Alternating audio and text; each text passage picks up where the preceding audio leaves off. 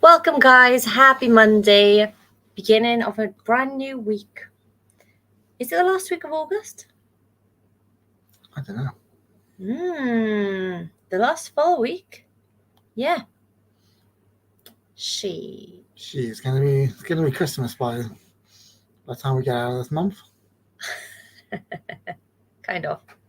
Yes, guys, we are, Less than 4 months left of the year. Yeah, two-thirds of the way through the year now. So other people going to be like, I've got 4 months to actually get started. I've got 4 months to carry on what I've been doing. Yeah, and now I think August is the point where people are like, well, I've had my holidays and stuff, so it's another year until I need to look good. So I'll start when the kids go back to school, September.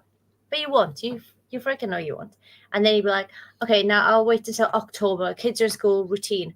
There's Halloween, there's half term, and there's bonfire night, and then it's Thanksgiving. And there's Christmas. And then it's Christmas, and then it's New Year. And then you're like, oh, well, everyone starts New Year. I'm not doing that. And then February comes. It's Valentine's Day. You feel like shit. No sexy outfits for your partner or yourself. Or Kevin, Grace.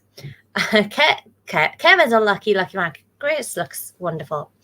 So, guys, is there a good time to get started on your weight loss journey? I don't think so. I think yesterday was the best time to start, and the second best time is today. But that's not what we're talking about today. We just got distracted there. Last full week of August. Hey, Grace. Hey, Kyra. Hey, Jenna. Hey, Rachel. Hey, Anna. Hey, Holly. Hey, everybody. I want to know anyone who is in here who is on track for are you 2/3 of the way to your 2023 goal? That's what I want to know.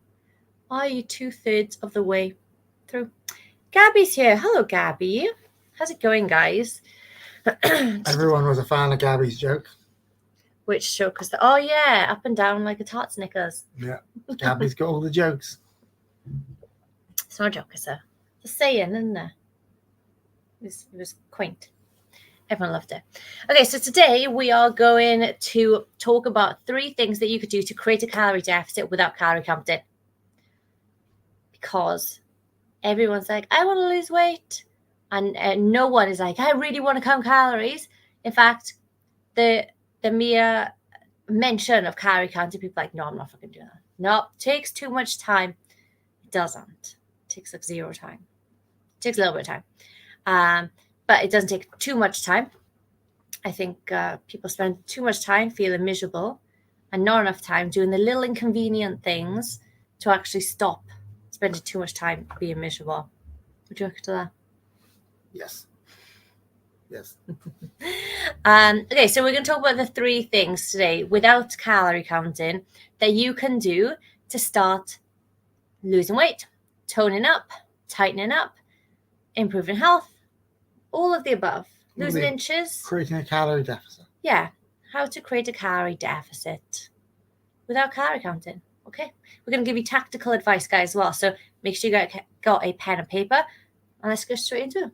Mm-hmm. Okay, so the first thing that we need to talk about is, should we talk about food first? Yeah.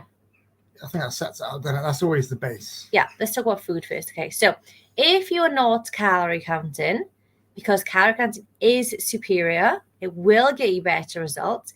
But if you're like, oh, do you know what? I'm going to this. I just don't want to do it. If you don't want to do it, then this is what you need to do. You need to eliminate processed foods out of your diet. I'm going to go there. I'm not going to say cut them down. I'm going to say full on, cut them out of your diet. Because if you're calorie counting, at least you've got that bit of like wiggle room, flexibility. Exactly. When you are not calorie counting, you've got to just pack it in, guys. You just got to pack it in. So one of our clients asked the other day, what is a processed food? And I was like, you should know this one by now. So processed food is something that you can't get in nature, okay? So the way I always say it is if you can't kill it and if you can't pick it, don't eat it. So kill it, pick it, grow it.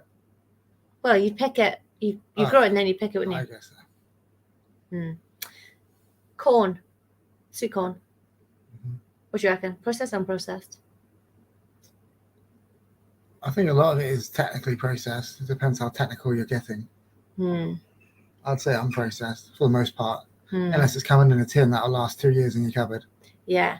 Although even still, I would still count that as unprocessed, because even though technically it is processed to get into a tin, it's not ultra processed. So it's still natural, isn't it? It's not like, I think it's more highly processed foods or ultra Yeah. processed is what you 100% would want to avoid if you're not calorie counting. yeah. I think You a don't have way that flexibility. to look at it is if you can go on the back and of the nutrition label, and if there's ingredients there, if you can't make that thing from scratch, as in like corn is sweet corn, right? You have it, you get it and put it in a tin.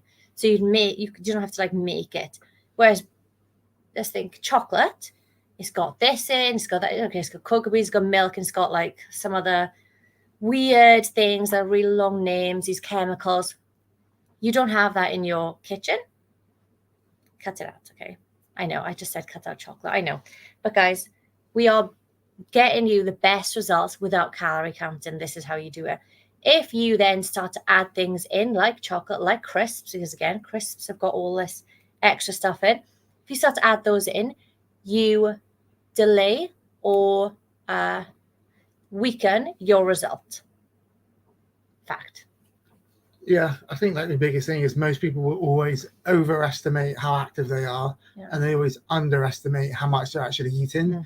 So at least for a period of time, if you're tracking, you can understand as close as you're really going to get how many you're actually eating. But when you're not eating, even we've been doing it on and off for like 10-15 years, we'll massively underpredict how much you're actually eating. It's quite easy to shrug it off, but then in 4 weeks time a lot of people will be like, I'm not losing weight, even though I'm in a calorie deficit, even though they're not calorie counting, that they're having all these sneaky calories. It all adds up quite quickly. So why whole natural foods? Why unprocessed? I think the easiest examples are, we'll find like people will come to us and be like, I have 2 to 3 protein shakes and a protein bar, Gina.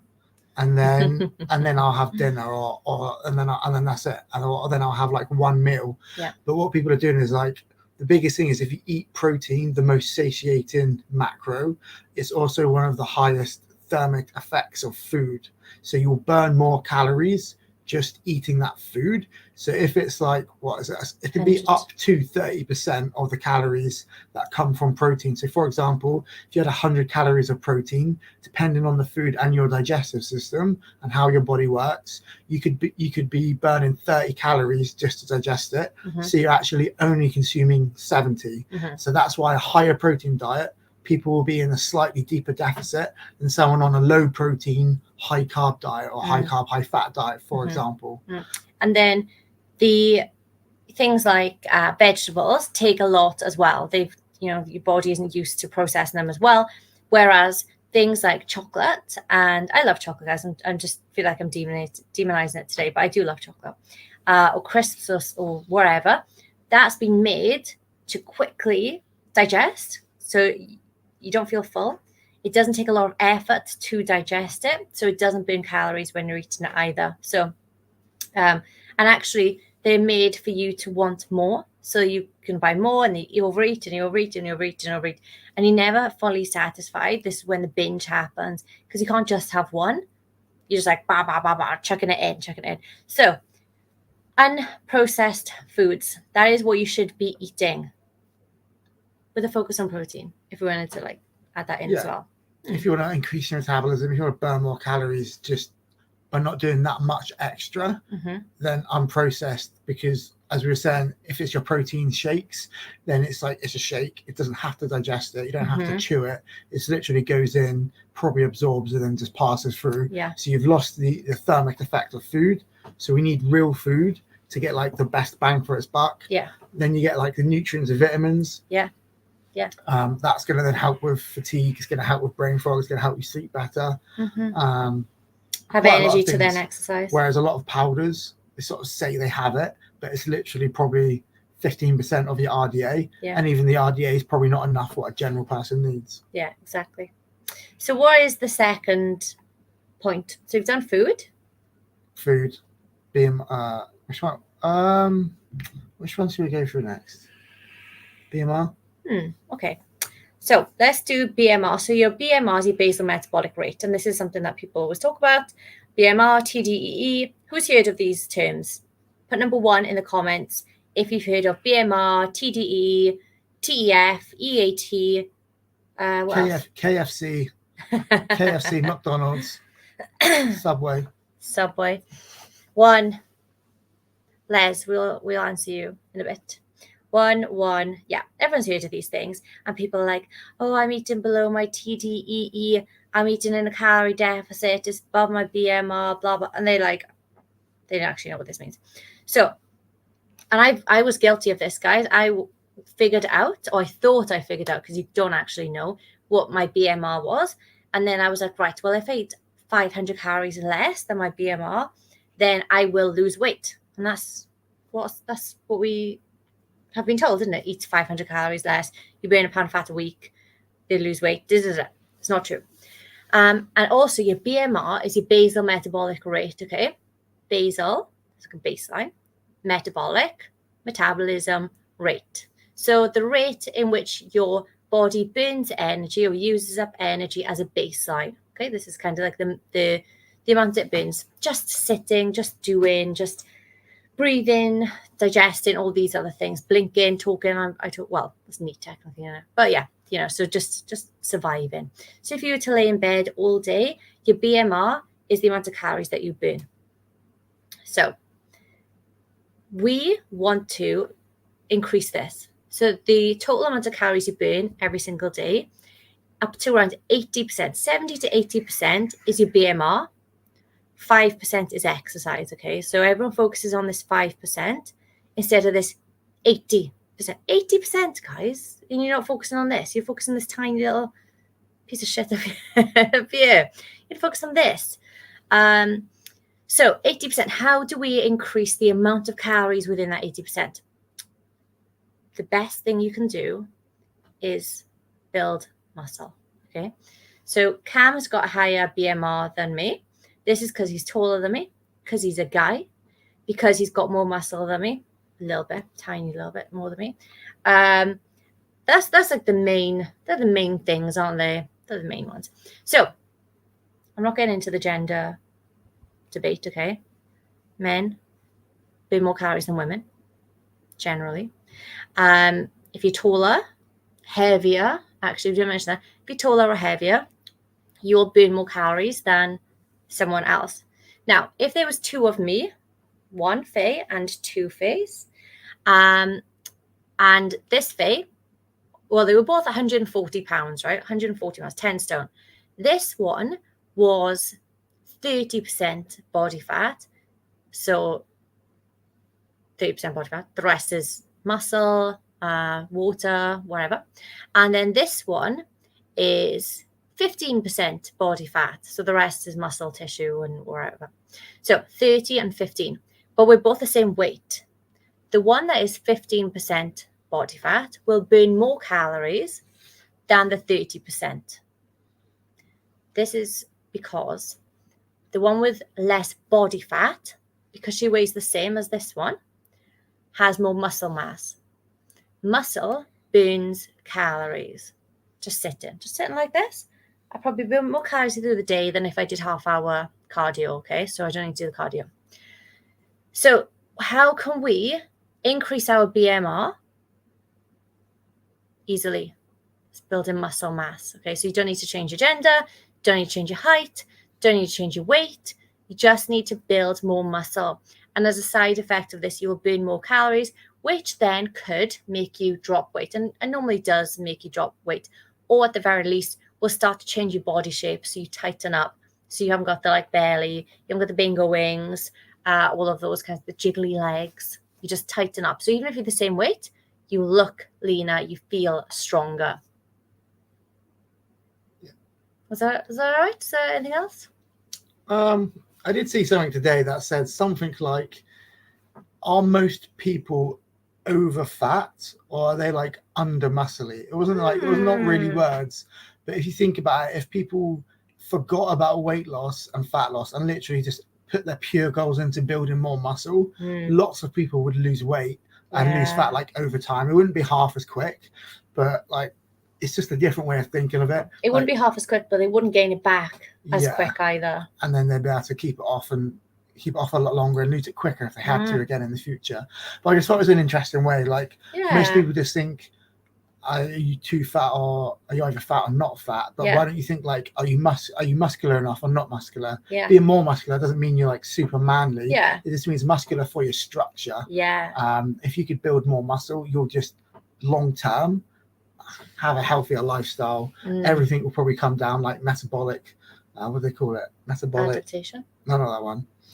Like Syndrome. metabolic syndrome, with all like your blood pressure, all like your general health markers, Mhm. they'd all come down. So yeah, it's just the thing that people are so focused on is Mm. weight loss and then fat loss. Mm. You don't hear enough people focusing on muscle gain, Except for Grace. except from Grace. But yeah, And I also think that this is a really key thing to focus on as well, guys, because if you're trying to build muscle, you want to perform well at the gym. Okay, you want to get stronger at the gym. That's the way you would do it. Okay, you don't need to be doing bicep curls every day. You don't need to get bloody hench. You just need to make sure that you are building muscle generally and getting stronger. So to get stronger, you need to be fueled well. You need to be recovering well. So if your sole focus was on building muscle, forget weight loss, okay? Forget fat loss. All you want to do is build a shit ton of muscle. You would go to the gym, lift heavy. You'd focus on protein. You'd focus on recovery. And you'd focus on fueling your workout with the right foods, wouldn't you? So carbs. Yes, you'd eat carbs, okay, if you're trying to build muscle. And if you're trying to lose weight, you'd also focus on carbs. But we'd look at it like we're fueling our body, not restricting our body, because we want to get better rather than lose something. Because our body doesn't want to lose anything. It definitely doesn't want to lose fat. Okay, the body doesn't want to do that. So if you can encourage it to build muscle through nutrition, through obviously weight, and then your mindset will switch then as well, because you're not like, oh, I just need to burn calories. You're like, I need to eat so I can smash this workout, and you start to. Your behaviours change. I think it's a big mindset shift. We see a lot of people just purely caught up in the stress and I have to lose weight. I have to lose weight. And then because you can't directly, you can manipulate your weight, but you can't directly control it to do exactly what you want. You could manipulate it, but if you manipulate something, it'll always just come back to what it was as soon as you stop the manipulation of, if you're always going in a sauna right before bed, and then suddenly you wake up dehydrated, you'll always weigh less. As soon as a person stops manipulating their weight through a sauna, they'll wake up heavier. So then they have to come back to the core point of like losing body fat and then building muscle. And again, building muscle will help you lose fat too. And I think the last one, I think I'm going to change what we were going to say. What? Surprise me. I will surprise you. Surprise us. I think it'll surprise you, but it won't surprise you. You'll be like, oh yeah, of course. So the third thing you need to focus on. So first thing is whole natural foods and getting rid of processed or ultra processed. Second thing is building muscle, become a freaking machine. And the third thing is sleep. Ugh. Of course. You could tell that we are sleep deprived. So if you were in a calorie deficit, obviously your goal is to lose fat, maintain muscle, so you look leaner and you look more toned, and you want to keep your metabolism higher, so that you're not forever dieting on lower and lower and lower calories. As your metabolism gets smaller and you lose your muscle, it takes so long to get back. So I wasn't going anywhere. Okay, you're just making a statement. I was making a statement. Okay, so when there's been studies that show, Cam, you love this study. Oh, that's the study I was going for. Go on then. About that study. You so if you did all of that, obviously the whole point of it is, if we could give you one thing to do that what I just said will do for you, it'll help in a calorie deficit. It'll help you burn more fat and keep more muscle. There's one thing you can do, and that's get quality 7 to 9 hours sleep. Like, it's not if you get under 7, you're buggered. 7 to 9 quality hours of sleep, working on like sleep routine, body clock, circadian rhythm. Sleep is like what I explain as the biggest domino. If you want results to go your way and you don't want it to tip and then hit all the other dominoes down to make your whole life harder, work on your sleep. Society, like the studies have proven that they've had 2 studies. One, I think, slept like 5.5. One slept 8. One study, 2 groups. Oh, right, yeah. One study, 2 groups. One group was 5.5 hours per night. One group was 8 hours per night. They did this for about 8 weeks. Exactly the same calorie output, roughly. Same calories in, roughly. So they're all in the same deficit. So they should lose the same amount of weight, which they did. So they all lost the same amount of weight.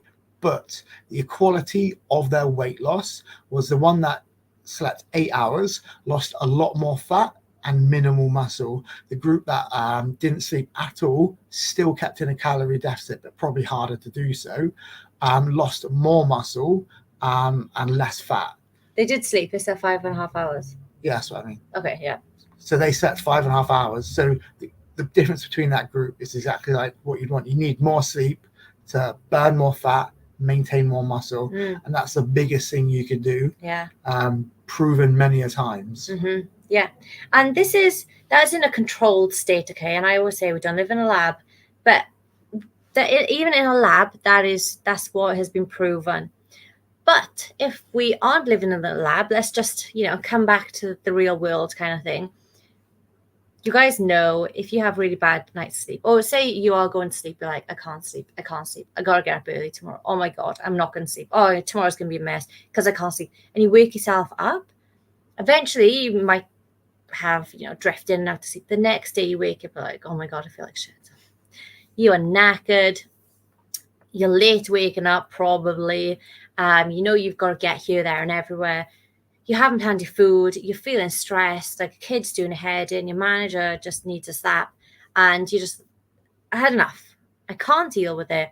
I'm not going to the gym. I'm too stressed out. Or you go to the gym, make it worse by doing HIIT. And then you're like, do you know what? I'm not doing the diet today. I'm just going to have like 1 or 2 biscuits. And then the whole pack is gone. The whole sleeve of Oreos has disappeared. You're covered in wrappers, passing out. You're like, I'm so tired. Having coffees all day. And then that night you can't sleep. You feel like shit. You feel guilty for overeating all the chocolate and the biscuits and everything. And this will then create this, I'll just get back on Monday. I'll just do it another time. I'll just whatever. So it really lengthens it out. Because of the sleep, you then make worse choices the next day, which then obviously, if you make worse choices, it takes you in the opposite direction from your goal. Right? Yeah. Just checking. So they are the 3 things that you should do to create a calorie deficit with no... A lot of people say, I know, but action it. Well, I think the problem is they're boring.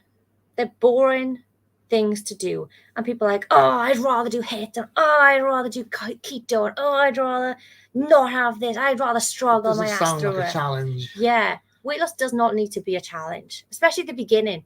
When we've got the photo shoot girls, they do need a bit of a kick. Like they are being challenged because they're signed up for photos. They are challenging themselves. General weight loss, and they would have been with us for months and months and months prior. General weight loss, we never say to any of our clients who first sign up, here's the calories, eat in a deficit. No. In fact, I said to one of the girls at best today, I said, we're not going to do calories.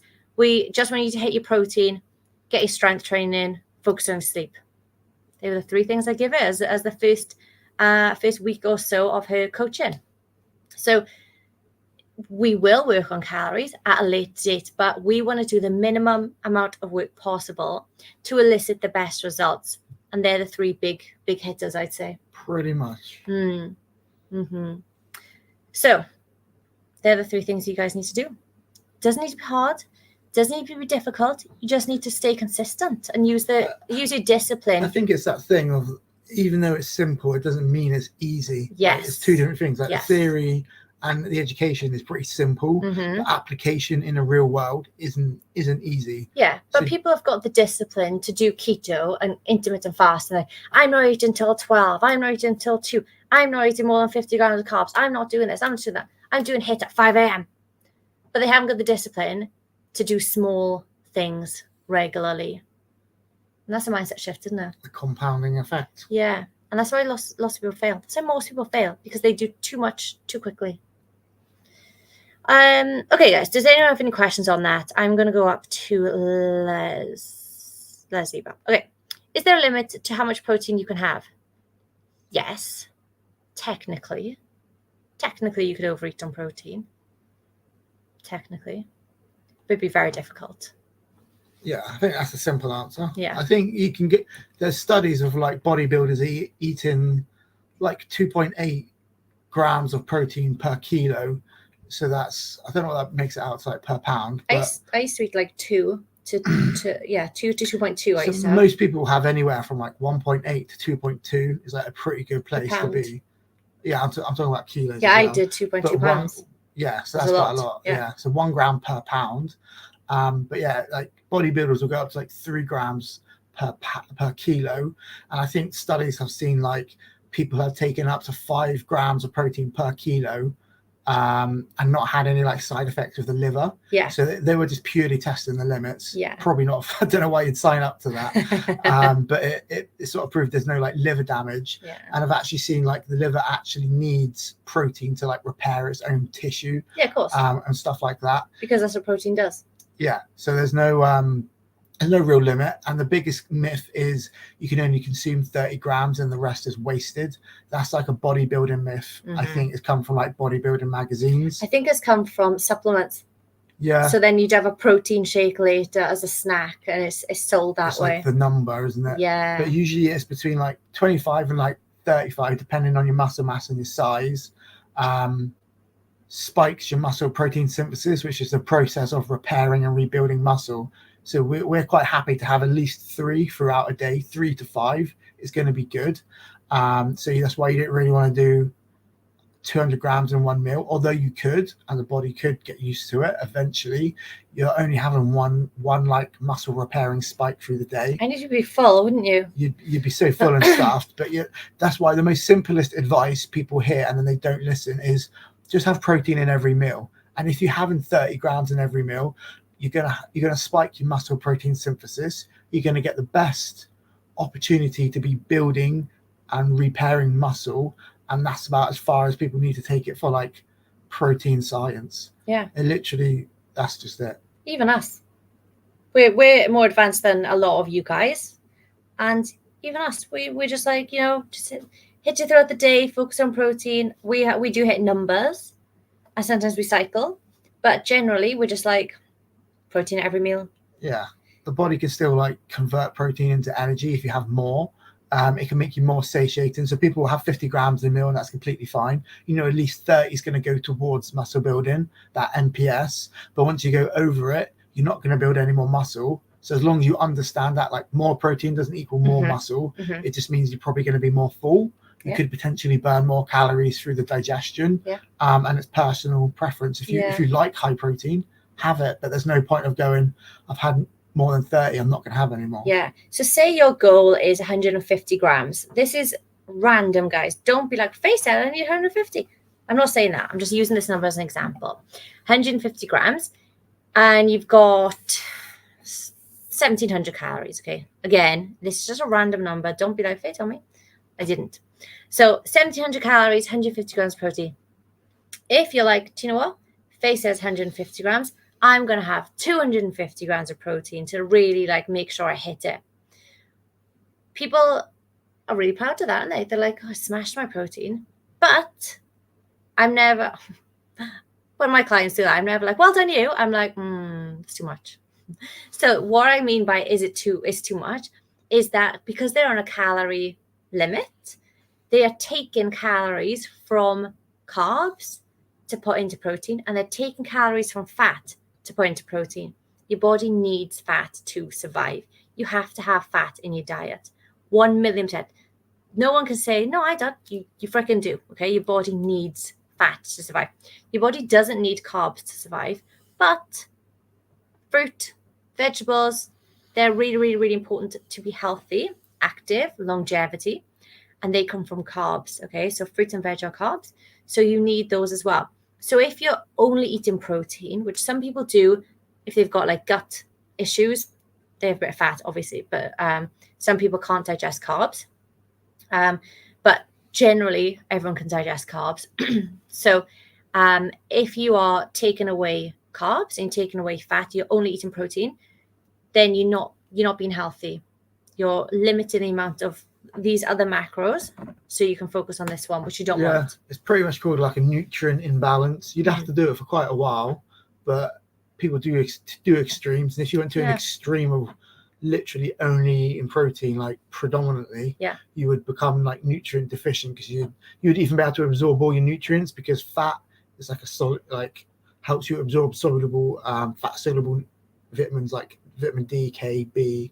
Can't remember all of them, but they need fat in your diet to be able to absorb it into your body. So as soon as you get rid of them, you then become a lot more deficient in like those overall nutrients. And then of course, like vitamin C that you get from food, you won't get that. A lot of other vitamins and minerals is what I was gonna say. Minerals as well. Zinc, example, like you wouldn't get those. Don't do an extreme protein diet. Don't do anything extreme, guys. No need. We're not extreme. We're just normal human beings. If you're an athlete, you probably have to go extreme. Are you an athlete? No. Okay, guys. So they're the 3 things you need to create a calorie deficit without calorie counting. Did it all make sense? Let us know. Let us know in the comments. And we are going to shoot if no one else has got any questions. I think next week we need to review our goals, Cam, for the month. I have IBS. What foods should I avoid, please? We are not your doctor. We can give general advice, but we cannot give you specifics, of course. So IBS is a general umbrella term when doctors don't know what the problem is, okay? So if it could be high fat causes IBS, it could be greasy food, it could be garlic, it could be lettuce, it could be anything. Could be anything, right? Lactose and glucose. Lactose and gluten are the 2 bad named, bad labeled. But lactose, perhaps. Glucose, probably. No, why do I keep saying glucose? Gluten. You're probably not gluten intolerant, okay? One of my clients did a blood test. She is. Okay. That's probably the only person out of our cohort. I think it's like 3% of Americans, of all of America, are gluten intolerant. Celiacs. No, gluten intolerant. Okay. Celiac is even less than that. So basically what you need to do, this is what we would do with our clients. We would get them to track their food, eating normally, and then we would get them to create a diary of when they have flare-ups. What are their flare-ups? Are they bloating? Are they having indigestion? Are they having heartburn? Are they having diarrhea? Are they constipated? Like, what is the symptom? Happening? Yeah, what's happening? What's happening down there? And then we would do like 3 to 5 days, maybe a couple of weeks, and see if there's any correlation between, okay, I had a flare up on Tuesday at 4 o'clock. For lunch, I had pork steak, wherever. And then next time I had pork steak, I also had a flare up. So then you can start to reduce that food from it. It's probably not pork steak. It's just a random thing I thought of. But the main things you need to start cutting out are processed foods. So anything you can't kill, anything you can't grow or pick in nature, they're probably going to cause a flare up. So get rid of anything fried, fries, chips, crisps, what else? Fast food, that kind of stuff. That's probably the first thing I would take out, as well as highly processed foods. Take out bread, not because of the gluten, because it's processed. Okay, it's not like normal. It's not just basic bread. It's always got extra stuff in there. So get rid of bread. Pasta, I would give the boot as well. Wraps, I'd give the boot. What else? Anything paninis, like, ciabattas, all those kinds of things. And I would just limit the amount of starch carbs to white potato, sweet potato, white rice, oats, quinoa, yams, squash. They're the ones I would choose from. Yeah, it just depends, like, what level is the flare up? Yeah. And what part of your journey are you on, I guess? Yeah. And some people will get IBS. They know if they have chocolate cake, they have a flare up. So they'll avoid it most of the time. Then it'll come to their birthday and they'll be like, do you know what? Today I want that chocolate cake. And they'll have it knowing that they'll have a flare up tomorrow. But because they're kind of prepared, they can weigh up, is this chocolate cake worth it? Sometimes it is, sometimes it isn't. Actually, one of our clients did that this weekend, didn't they? With a birthday cake. Oh, yeah. Yeah. They I said think once you know it's coming, and you can definitely control it. She's gluten intolerant, actually. There we go. I didn't want to name you Holly, but she is. Holly is gluten intolerant. She had birthday cake this weekend because it was her son's birthday party. So she had a bit, bit of this, bit of that. She knew that she shouldn't have, not because it's bad, but because she knows the side effects that she's going to get from it. She felt like shit the next day. She just got back on it. A lot of protein is processed. Protein bars, protein chips, protein yogurts. Thoughts on that? Protein... so we were talking about that earlier. So these are top-ups rather than like a protein source. So real protein would be eggs, chicken, lamb, Meats. beef, pork, beans, Quinoa. pulses, quinoa, nuts, Lentils. seeds, lentils. You could choose all of those. It's just that people don't, because they want convenience and they want it to taste like chocolate. So personally, and a lot of it is just marketing. Yeah. Is it just a yogurt, or is it a protein yogurt? Yeah. Or they just slapped protein on top of it? The Greek yogurt and skyr yogurt, it says it's high protein. It is, but it's just yogurt. They haven't like added anything to it. And Greek yogurt obviously is really good for you as well. Yeah. The normal things you'd say is you should be having 60 to better 70, 80 I'd say. % of your foods from the list that Face has given that is more natural and more like whole food based. But if someone's the opposite, then it probably would become a problem. Like you're going to have the odd days maybe when you're traveling, and 60-80% of your protein is going to come from processed top-ups like that, which is fine. You haven't got a cooker. You don't have access. But if you did that every day, even though you were at home, then your diet, again, is going to be lacking in nutrients. Mm-hmm. You probably won't be getting the TEF effect, and metabolism won't be as high as burning. If you had all of protein from those sources, and then person B had the exact same amount of protein and was like identical twin to you, but had just whole food foods, they would burn more calories and probably have quicker fat loss. Yeah, and also fish. I didn't say fish. Yeah, fish is the other one. A lot of it, but yeah. Yeah. So, we have tuna most days, don't we? Yeah, tuna. So, if you need to get 150 grams, I would probably go for 120, 130 from meat or animal products, because I eat meat. And plants, if you like them. Yeah, and then I just top up with plants and stuff. And then, like the other night, I was like, it's like 9 p.m. I can't bother to cook anything. I hadn't planned, obviously. So I had a protein pancake. That was it. I hit my protein, and I was well within it. But if you're always depending on them, you need to take a step back and be like, where could I be adding in extra protein here that is not protein? It's a supplement, basically, isn't it? We don't want to be adding supplements as a core. Yeah, people make them as like their actual meals. Yeah. So they've got like a yogurt as an actual meal. Like a meal replacement type of thing. Yeah. Although protein yogurt, you could have you could turn it into a meal. Berries and stuff like that for breakfast. When it's like by yourself. Yeah. When you're just having a protein bar for breakfast, it needs to be looked at. There you go. All right. Glad we could help you guys. If you've got any questions, let us know. Otherwise, it'll just be me on Wednesday, won't it? Just be your favourite girl here coming at you on Wednesday. So let me know. Bring your tea and biscuits. We all have an atta. So let me know what you want me to cover. Wherever, guys. Wherever. I'm there for you. Otherwise, have a fantastic couple of days, and we'll see you on Wednesday.